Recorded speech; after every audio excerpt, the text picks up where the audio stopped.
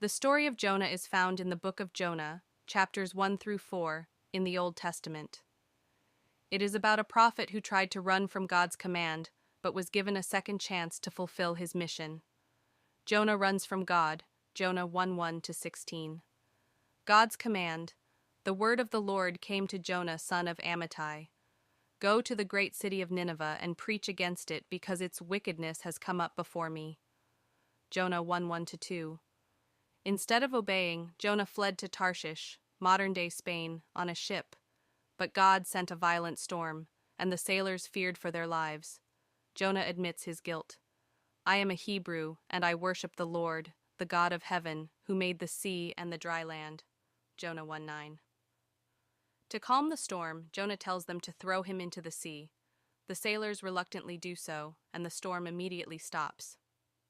At this, the men greatly feared the Lord, and they offered a sacrifice to the Lord and made vows to him. Jonah 1:16. Jonah and the great fish. Jonah 1:17-2:10. God does not let Jonah perish.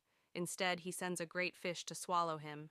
Now the Lord provided a huge fish to swallow Jonah, and Jonah was in the belly of the fish 3 days and 3 nights. Jonah 1:17. Inside the fish, Jonah prays for deliverance. Jonah 2:1-9. His prayer: In my distress I called to the Lord, and he answered me. From deep in the realm of the dead I called for help, and you listened to my cry. Jonah 2:2.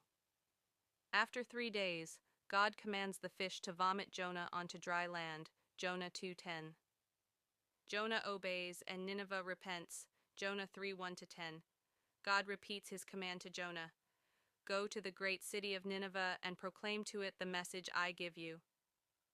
Jonah 3:2. Jonah preaches, 40 more days and Nineveh will be overthrown. Jonah 3:4.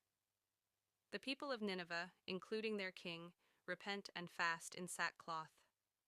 When God saw what they did and how they turned from their evil ways, he relented and did not bring on them the destruction he had threatened. Jonah 3:10. Jonah's anger and God's mercy. Jonah 4:1-11. Instead of rejoicing, Jonah is angry that God showed mercy. I knew that you are a gracious and compassionate God, slow to anger and abounding in love, a God who relents from sending calamity. Jonah 4:2. Jonah leaves the city, hoping for its destruction. God makes a plant grow to shade Jonah, then sends a worm to destroy it. Jonah is upset about the plant's death. God teaches Jonah a lesson.